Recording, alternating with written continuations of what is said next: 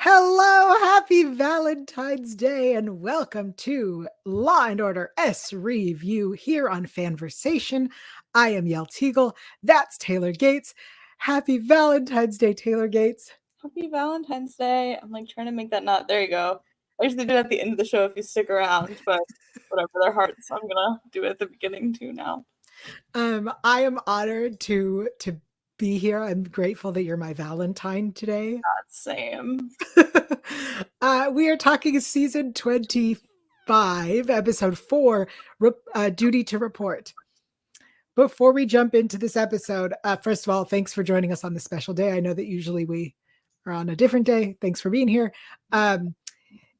If you were assaulted and need to talk to somebody, please reach out to RAINN. Their number is 1-800-656-4673, 1-800-656-4673. Also, Taylor, let me, before I know I got excited. Hey, it spells hope, you guys. If you didn't know that already, Yael tried to skip that part, which is interesting on Valentine's Day of all days. I'm so sorry. I think this was the dynamic we were going for, but that's fine. I'm so sorry. Whatever. You're right. It spells hope. You know that. I forget. You're the best. Moving on. If this is your first time watching the S Review or listening to the S Review podcast, welcome. But also consider this your content warning. I'd explained to my parents recently that we do this content warning because sometimes things happen on the show that are serious, like a sexual assault, which is a very serious thing. And we, on this podcast, say non-serious things about serious things. So consider this your content warning. When things get dark, sometimes we make light. And if this isn't the show for you, we understand, but also you suck. Also, get out. Yeah. We have people live in the chat joining us on this very special Valentine's Day. Doreen and Riston, Alexa, Deanna, welcome. Happy Valentine's Day. Thanks for being live with us here as we talk season 25, episode 4, Duty to Report. Taylor, I'm going to read the quick cap and then I want you to tell me your general thoughts. Yep. Quick cap. When Chief McGrath's daughter discloses a sexual assault, Benson must balance the intricacies of the investigation with McGrath's impulsive actions. Taylor, what did you think of this episode? I'm quite literally so bored. Okay. So boring. I feel like we've seen every aspect of this 8,000 million times, and I didn't care. McGrath was violent, cool. We had Elliot Stable on for 12 years. Like, I really don't. Like, we've seen that. Like, I just feel like there was nothing new, exciting, fresh about this. And I kept pausing. I'm like, how much longer? And it was a lot longer, let me tell you. Wow.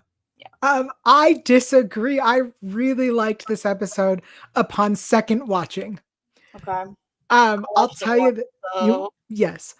And I don't plan to watch it again, so that's fair. I understand. On second, I think there were a lot of things that I liked. Not okay.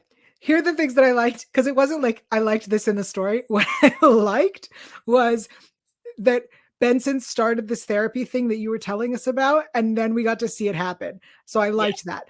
I liked that too. Yeah.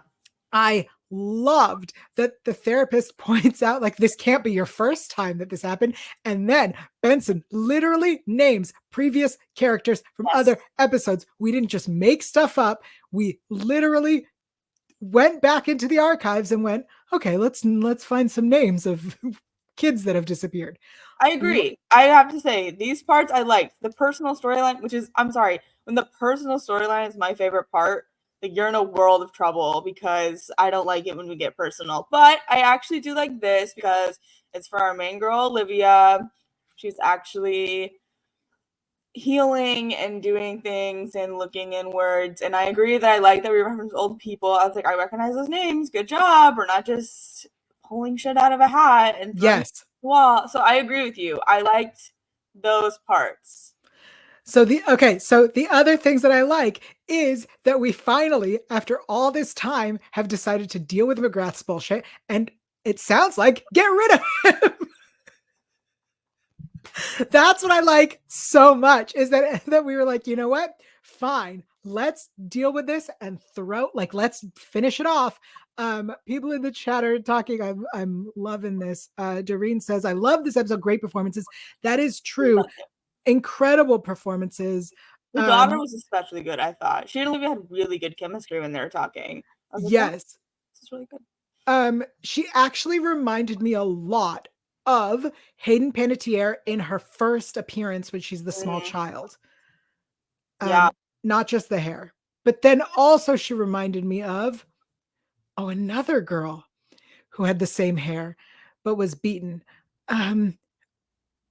It'll come to me as we discuss. I can see it. Like, I don't know. Like, I thought that was especially good back and forth, because sometimes, especially when you have people who aren't like series regulars or aren't on a lot, like they give good performances, but you don't feel that sort of connection, if that makes sense. But I thought these two, like, I believed the dynamic hardcore. I thought she was great, and I was like, I wonder if she and like the actress and like Mariska have known each other for a while. I don't know. I just sensed something really like, yeah, they have like a real sort of vibe chemistry going on that I was just like really impressed with.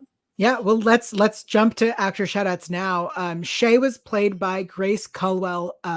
Amazing job, Grace Culwell. Also, because I hated her so much, McGrath's wife, played by Amy Carlson. Literally hate her so much. Great performance. Max Kasea for Mickey Dowling. Cameron Mann for Liam Dowling. The math tutor, Krishna Dudnoth. The mom Dowling, we have Monica Waichi. I'm so sorry for butchering names here. Really fun. Oh, we got a repeat offender, according to Alexa. Mrs. McGrath, played by Amy Carlson, repeat offender from season 2, episode 7. Nicely done. Thank you. Doreen says probably his swan song, but Terry Serpico, who plays McGrath, he was great. Riston in the chat says, I had such a problem with the therapist. It's a giant no-no to tell one patient about another patient. Yes, the counselor had to report it, but not to Olivia. So wrong. So totally. What the hell was that? Insane choice. No, you don't do that. Like, here's the thing. Against the like ethics of it, already crazy. This woman just went through EMDR. Like, do you know how exhausted and like emotionally messed up she probably is? And now she's like asking her to work? Get out of here. Like, at least wait 3 seconds. I don't know. I hated that choice. I thought that was a crazy thing to do. I agree. I think that it's ridiculous. I understand why it happened. I'll say this. I was too distracted by the idea that the show shouldn't have told us in the promo that it was McGrath's daughter, because then the reveal of opening the door would have been a surprise. She was like, there's another twist, the father. And I was like, oh, this would have been a great cliffhanger had marketing not decided that promo needs to have. Yeah. Anyway. Okay. Moving on. Jasmine in the chat says the only time I can tolerate McGrath. And Alexa says, Max, Vinny from Doogie Howser. Yes, I'm that old. Oh, nice. Everyone's talking about how much they prefer Terry Serpico from other things. I'm going to be honest. Am I not wrong? Is he not the boss or the highest authority from Shiri Applebaum's episode, the first one? Shiri Appleby? Appleby. The one where she's in the military? Yes, her first episode where she's in the military. I believe he is the captain. I don't know, the sergeant. I don't know the things. Maybe. I don't know. Well, he's a good actor, but I mean, sorry if I'm jumping ahead, but no, go for it. I just like feel like we're rewriting history in this episode too, where Olivia's like, yeah, I mean, he's a good cop and I respect him, even though I don't always agree with him. You fucking hate this man. Like, stop Stop acting like you don't. Stop acting like we're not supposed to hate this man. Like, he sucks. And I don't understand. We were like doing handshakes. He's pulling guns on people. He's beating people up in interrogation. Like, why are we acting like no, this guy sucks and he sucked from the beginning. Why are we like sending him off with a nice thing? Let him take a walk of shame. Like, I don't like this. I don't like this writing history. This man has never done any one good thing for me. Why am I supposed to feel that? I'm supposed to feel sorry for this bitch? I don't. And that's not. First of all, I was right. He was lieutenant commander in season 15, episode 8, Military Justice. Whew, thank you. I agree with you that they totally rewrote history. Not just that, I think that this idea that IAB wasn't there when he pulls the gun, and Benson being like, that would have made things easier, and Finn being like, you're going to report him? First of all, he pulled a gun. And second of all, I literally gasped when he pulled the gun on first viewing because I thought he was going to punch him. I was ready for a punch. He pulled a gun and I gasped out loud like a cartoon character. It was shocking. I was shocked. Or as the kids say, shook. Shooketh. Yeah, I guess. I don't know. I put nothing past him. And I don't know why everyone else seems to love to give him little passes and handshakes and shut up. We also did, again, I'm sorry I'm jumping around, but like, why are we like congratulating these men for doing horrible shit and then doing like the thing they're supposed to do to make up for it? Like, Finn's like, it was really brave of you to confess, Liam. Yes! When he says, what is wrong with you? I hate this shit. Why are we doing that? It's brave of you. No, it literally is not. There's nothing brave about this man. He's garbage. When he said it, I appreciated that the next line of dialogue was not about what you did, but about coming forward. I would appreciate if it wasn't in there. Yeah, but had he said the way he said it, he was like, "It's real brave of you." I'm sorry, what? Oh, to plead guilty and not make us go to trial. Okay, whew. Because it sounded like you were congratulating him on assaulting a girl. I just don't even think that pleading guilty is brave. I didn't really see that much. Like, it was like, I think that the argument should have been, or the line should have been something along the lines of, at least you're stepping up so the girl doesn't have to testify, right? Yeah. So that we don't continue to traumatize her. Thank you for doing the good thing for once. But I'm just like not sensing that much guilt from him either. Like, if he was genuinely sorry trying to change, but like, is he? No. So no, that's not the guy you say that to. No. We've talked about before how, as a show that is very much pro cops, that IAB is always seen as our enemy. So I do kind of enjoy that we're trying to maybe revamp that message, especially with Captain Curry. So it kind of almost is like the show is going, hey, there's sometimes good people in this department. It's like the opposite of what they're doing with like SVU is like, we're always the good people. Yeah. They're like, at least there's one. Yeah, no, I like Curry a lot. I think the characterization for Finn and Bruno is getting weird, frankly. Like, the fact that they are like, well, do we know that she's not just regretting the fact that... Yeah, my note says... that. It's weird. They're always doing this now, and I don't really get that, because I don't feel like that's super authentic. At least to Finn, who's been here for, like, almost as long as Olivia. Yeah, so literally, I think he says, I don't want to victim blame, and then he does. So... Bruno, what are you doing in SVU? Also, remember when Bruno was the only one in his department that was like looking for something, right? He was the only one following some case because no one believed him. So what the hell? I do understand. I do understand Finn and Bruno being like, we shouldn't take this case. I totally get that. And I think that that would have been the better conflict between them and Olivia, rather than every episode for the last now 4 episodes has had Olivia's team, who are her subordinates. That's the word I'm looking for. Yeah. Okay. Have been. I knew that we were thinking of the other same word that sounds alike, but it's something different. Anyway. Happy Valentine's Day. But she is their boss, and they continue to question her. We've had 4 episodes of these people literally saying to her, like, I think you're overreacting. You're focusing on something else. This isn't about that. Why?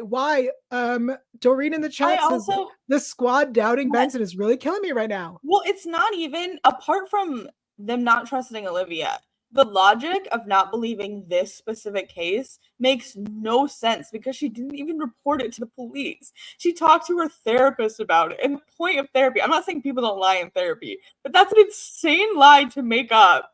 To be like, oh yeah, then the therapist is going to tell the cops and I'm going to look like that is especially a teenage girl like this, that is not her logic. That doesn't make any sense to think that way. Like, if it was a different reason, but that reason is debunked in 2 seconds. It's the dumbest thing I've ever heard. Yeah. I am with you, especially because twice 2 different characters felt the need to point out that children's brains aren't developed. Like 2 times that 2 different people at different times pointed out that these kids are not fully developed, and therefore there's no way she would have made this plan of attack, right? Like, and she was upset that the therapist shared this information. Yeah. So it's like, what? Explain why you think that she's lying then, because there's nothing in this that makes me feel like she is. Yeah. I'm with you on that. My notes have so many people suck. So it says, mom sucks. That's my note about McGrath's wife. And then later, the Dowleys, what are they? Dowling family. I'm like, this guy sucks. Yeah. Everybody sucks. I did love that Olivia just completely ended Mrs. McGrath, though. She was like, yeah, then you can call IAB now. She's like, actually, listen here, bitch. Like, I loved that scene. She ate her up. Totally. There was a part where, what does my note say? It says they're like cousins. The part where we finally find out who the perp was, and this whole idea, I'm like real frustrated because they throw it at the end that this kid was being from an abusive home. All of a sudden, they were like, oh, by the way, also there's domestic violence in this house. Yeah. Why was that not? Well, first of all, are we trying to excuse his behavior?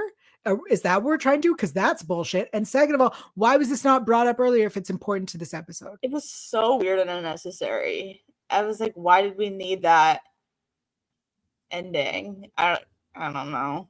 I get, like, to complicate matters, but like this was the most essentially cut and dry case ever. We've seen this so many times and it didn't really have any new elements except for the fact it's McGrath, but we've worked with people who are on our team or that we know 8 trillion times, so it didn't really elevate it for me. I totally agree with you. I think that I don't think that the elevation was supposed to be within the story. It was supposed to be within McGrath and IAB. And I found that interesting because we've talked about how McGrath is such a piece of crap this whole time. Yeah. So the idea that we've given him a send-off of like, you know, hopefully you'll figure this out and come back is some bullshit. I really wanted, I guess they couldn't. I wanted a McGrath, like the domestic call to have been McGrath's house, that he lost his shit and like he got taken away. That would have been more interesting and made more sense. But it felt like we just wanted to be like, but here's the excuse of why this kid behaved this way. Why he thought that was okay, because he has bad role models. What? Yeah. And then 80s also, anymore, kid. sorry, what? Oh, it's not the 80s anymore, kid. Shut up. Like, that was not acceptable in the 80s either, bitch. It was not. Yeah. Socially, maybe. Morally, legally, no. Rist in the chat says the abuse in the family is such a weird thing to tack on at the end. Absolutely. Absolutely. Danny in the chat says Mariska on Instagram said that this was her favorite episode. I don't get why. Maybe she hated McGrath too. Really? So true, Danny. Honestly, I hope so. Yeah. That would be so funny. Bye. All right, let's talk about this last scene with Curry.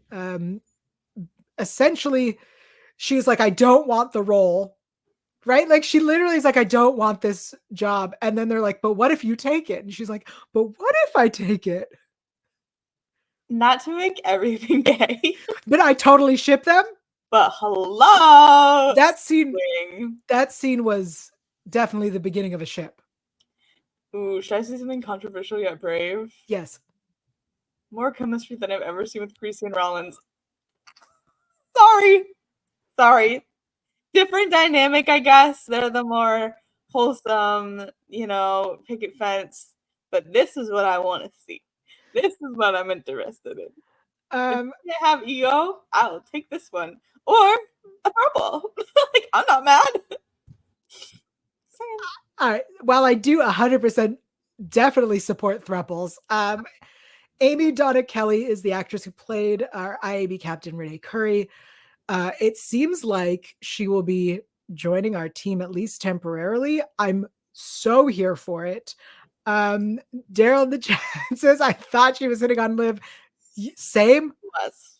Period. That was very clear. Look, I know that the closet is glass, babe. The closet is glass. Look, I do know that Taylor and I do see things a lot gayer than most people. But that was clearly a ship being born. To right? Me at least. I saw it. My notes are like, I ship this so hard. They have chemistry, whether you want me to see that or not. Riston says, I didn't see it, but I'm here for it, which is funny because Alexa says, reminds me of Benson first meeting with Tucker. Sounds so early for me. They did, no, but they did get a drink.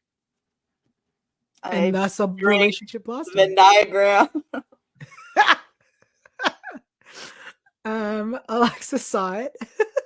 Exactly, Alexa, I get it. Deanna, I think, is not a fan of the throuple because, or at least says that the throuple won't happen because Stabler is Catholic. Yeah, no, you're right. But like, that's what fan fiction is for, and a girl can dream. You know what I mean? So funny.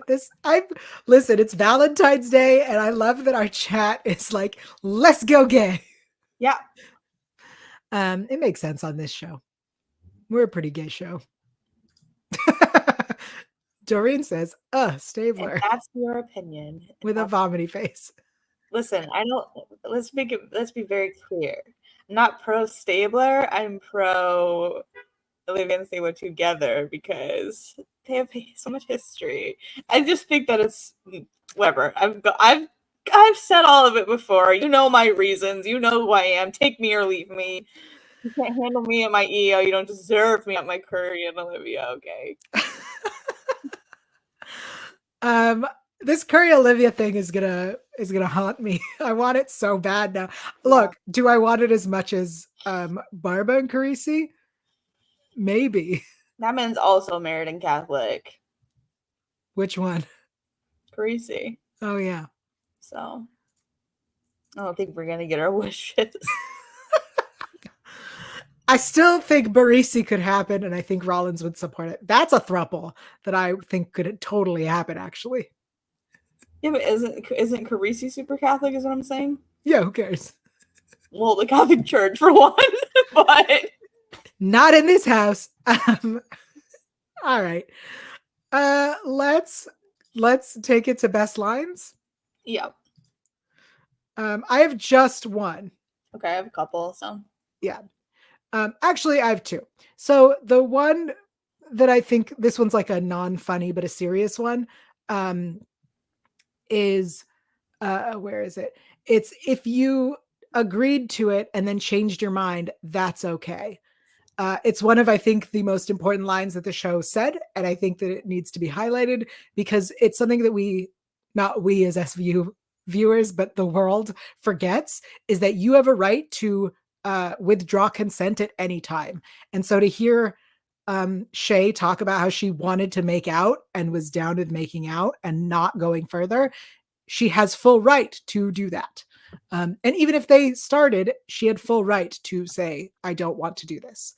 And then my other one is something that we have pointed out on this show for over 4 episodes. And it's, I did happen to notice the plethora of Y chromosomes in your particular squad room. Ridiculous. yeah, I also wrote that because I was like, wow, spitting straight up facts. I only have 4 other ones, but you selling Mormon Bibles or something? I'm pretty sure they don't sell them. I'm pretty sure they just give them to you, but we like the spirit. She put stickers over all the cameras, smarter than a lot of the perps we know. I was like, true, actually. So that was good thinking. How often do you see her? 3 times a week? That's a lot. She's pretty bad at algebra. Yes. Get her. And then finally, you're a tutor, you do the math. I thought it was fun. Nice. I also want to point out there was one, I thought you might have it, but it's where he says, my dad said the first time he kissed my mom, she slapped him. And that reminds me that's like such a common story you hear from previous generations about like persistence. And I think that it's becoming one of my like least favorite things when I'm watching like a rom-com when the guy asks the girl out and she says no, and then he continues to ask her out. I like can no longer find the cute because it to me tells me that this, especially when it's a man or woman, the man no longer respects the woman and her opinions or feelings whatsoever. So like hearing that line, I was like, ooh, I really appreciated that both Finn and Carisi were like, no, man, that's not a positive. Yeah. Yeah, I did not like that. It reminded me a lot of the episode where Stabler talks to his wife about like how they were both drunk when they first got together. And so it reminded me a lot of that, of like the previous generations really did not see consent. Daryl in the chat says the amount of time you hear he wore her down. Absolutely. It's like one of the bigger problems with shows, like literal sitcoms. You know, if you look at The Big Bang Theory, you just got to keep bothering her until she says yes, which is not how this should go. Yeah, agreed. Anyway. All right. Ooh. All right, I'm ready. It's time for shower thoughts. Oh, Valentine's edition. Make it extra spicy. Oh, that was not what I was going to do, but I guess I'll hold on to that other thing for later. All right. Well, you can combine them. Nah. No, because it's real it's real non-sexy. Oh. But since it is Valentine's Day, Taylor, happy Valentine's Day. Gosh, happy Valentine's Day. For our friends in the showers who are listening while they're getting clean.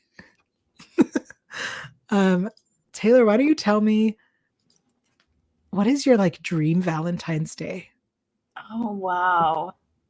I feel like I'm such a homebody. Like, I literally just love to stay home, like, and watch a movie and like order a pizza with someone and just hang. You know, I don't want to wear a dress. I don't really want to like get fancy. and do anything crazy like that. Like, honestly, my favorite Valentine's days were when I was in college and my friends and I, like, we didn't have dates, so we would just get together and we'd watch the 50 Shades movie to laugh at it. And also very problematic. Let's go ahead and put that. But they're also hilarious because people get into like helicopter accidents and then they walk out fine and it's hysterical. So we would like watch 50 Shades and order one of the heart-shaped pizzas from like Papa John's or whatever. And we would just have a good time, drink some wine. So a very casual Valentine's Day. Yeah, what about you? Are you casual or are you like, let's go for it? First of all, I love your Valentine's Day. That sounds perfect. And I too have had my friend and I went to see 50 Shades on Valentine's Day once. Like it's just a tradition. Like it's just a classic. To see garbage on Valentine's Day feels fitting. Exactly. My dream Valentine's Day. Ooh. Honestly, I think it's order Indian food because that's my thing. Spicy. Stay in and watch either Doctor Who, just like binge Doctor Who, or one of the only other shows that I binge and just put on all the time. It feels wrong to watch SVU on Valentine's Day. But it also feels so right. Like AMC and 24 are doing like this Valentine's Day, like every Wednesday.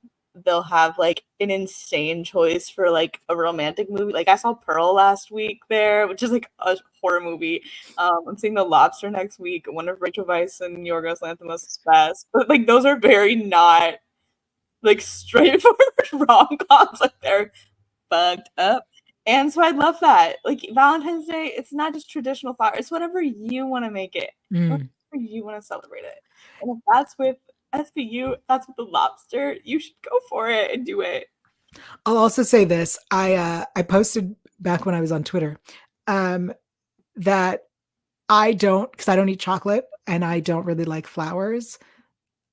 I want a bouquet of marshmallows.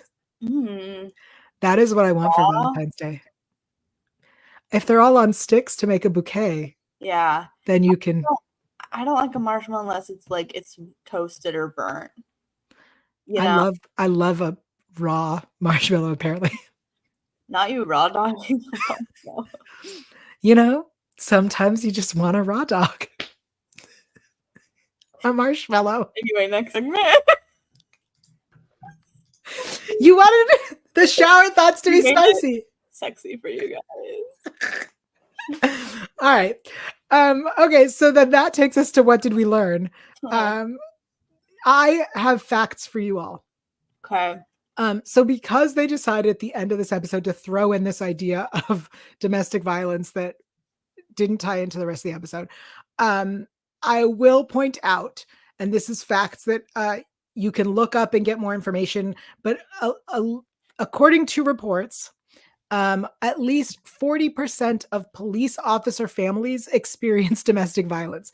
So the idea that this episode wanted to show you how this happens, but chose not to do it within the police family. Like instead of showing you that there is a very good chance that there is abuse happening within McGrath's home, especially because that has been hinted at in the past. They were like, you know what? We want you to save face here. So it's going to be the neighbors who are like family to us, but are not, because you have, anyway, not the point. Point is, there are huge numbers of domestic violence issues within police families. And I think that is something that it would be interesting for the show to tackle, but 40% was the number that I found. And that is what I learned. Hit me. I just learned that I ship Benson and Curry, I guess. That's fair. What's the ship name? Burry or Clemson? Burry. For sure. Burry. Hashtag Burry. All right. I love that. I was just remembering in my notes I had talked about the Liam's dad. So when they were in the interrogation and they were like, we don't need a lawyer, we don't need a lawyer. And the dad was like, be honest, tell them the truth. That girl's a mess. Like, you should talk. And then as soon as the son was like, all right, I'm gonna tell the truth, he was like, shut your mouth. Yeah, for real. I also want to make a point because I saw someone comment, I think it was Daryl, and I think it's worth talking about. Like, I agree that shifting the blame to the person of color in the situation is like, yikes. And we kind of maybe should have addressed that a little bit. Like, I found it. Yeah. It's kind of insane that they throw the brown boy under the bus, though. Totally. I agree. But I also agree with the fact that, like, show him your camera. Show him the helmet. Bro, what are you doing? I was innocent, so dude, come on. But the fact that we didn't really talk about the, like, implications of that was a little, like, are you gonna do it or not? I think that we talk about that every week of, like, them kind of half-assing this, we're gonna talk about police brutality and racism in it and all of this stuff, and, like, you pick and choose when to do it, which is, like, frustrating. Either you're gonna do it or you're gonna ignore it, and the half and half is, like, a little bit obnoxious. So I agree with you, Daryl. Totally a good point. I think also you're right that they just were like, we're just gonna not discuss that, and that again, like with the domestic violence thing at the end, they were like, we're gonna just throw that in real quick. They really keep doing that, being like, there's this thing. Also, there's this thing. Also, the idea that McGrath's wife thought that Benson was going after his job, like she wants the promotion. Yeah. And I was like, your daughter was assaulted. This is what you want to talk about now? Yeah. There's just all these little bits that felt like could have been something and didn't go anywhere. Agreed. All right. Here are some things we need to discuss. The season takes a teeny tiny hiatus now, and there's no episode this week, so they'll be back, I believe, next week on the 22nd. And based on the promos, it looks like we're wrapping up the Maddie storyline finally. Only took 5 episodes. Yeah. Do you think the team might apologize to Benson for second guessing her all the time and gaslighting her? I guess we'll see. Yeah. I saw people in the chat discussing specifically what the Curry situation is, like what she's doing with the team. It looks like she's going to take the acting chief position, so she's going to theoretically be in McGrath's role, right? That's what I took from it. They said it's I thought chief was just joining SVU with no one in that position. Maybe I don't know actually for sure. Because the conversation was about convoluted. It got convoluted because she literally said that she doesn't want to take over for IAB for McGrath, and that she hates being at IAB because everyone hates her. And she would love to be at SVU, but it would be a lateral move, and they already have a captain. So it sounded like she's going to be acting chief. So until they find someone else for McGrath's role, and that they're going to could get a lot done, maybe even break some rules, air quotes on that. And SV already has a captain. People in the chat are talking about a co-captaining, which I think is I think as a storyline would be stupid. Me saying a mistake is not you guys. That is possible. I think that's a mistake to do.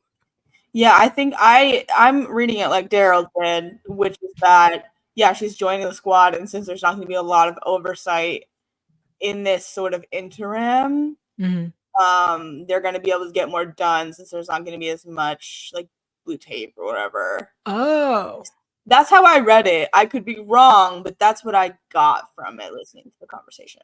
So because there isn't going to be a chief, they can do whatever they want. Yeah, or there's going to be someone sort of just like babysitting the role until they find someone legit. And it's like when you have a substitute teacher, like you can kind of just like run free a little bit. So that's how I'm reading it. I see. That makes sense. I interpret it as that she would be the substitute teacher and therefore could let them do whatever they want. But yeah, but what you're saying also makes sense. Guess we'll find out. Hopefully next week. Yeah. Yeah, Risted says just joining as a detective would be a demotion, though, wouldn't it? Yeah, absolutely. Although I don't know if you like joining the team without a different title. I don't know, man. I don't know how it works. We'll find out. Okay. I had said that today would be the day that I tell people about my book Instagram account that I'm launching. Yes. So I'm going to do that. But first, Taylor, where are you on the internet and what are you up to these days? I am on the internet on Twitter still. Holding on. At alphabet_Ann. I'm also on Instagram at Taylor_Gates_. I write things for both Collider and FANVERSATION. So if you want to read some of my interviews, reviews, and the like, you can just search my name and then Collider and FANVERSATION and my profiles will pop up and you can read stuff that I write. So do that. Awesome. Yep. I am on Instagram at YaelTygiel. That's YAELTYGIEL. And I now have a Bookstagram account that will soon have content, but does exist currently. And it is Good Little Library Mouse, because apparently Library Mouse is bookworm in French. So isn't it cute? Because I like cute animals. Good Little Library Mouse. So find that on Instagram. If you care for my thoughts on only spicy romance novels. Porn. Smut. Okay. But yes, porn. So check that out. Until the next episode, we'll see you next time, everybody. Mwah. Happy Valentine's Day. Happy Valentine's Day.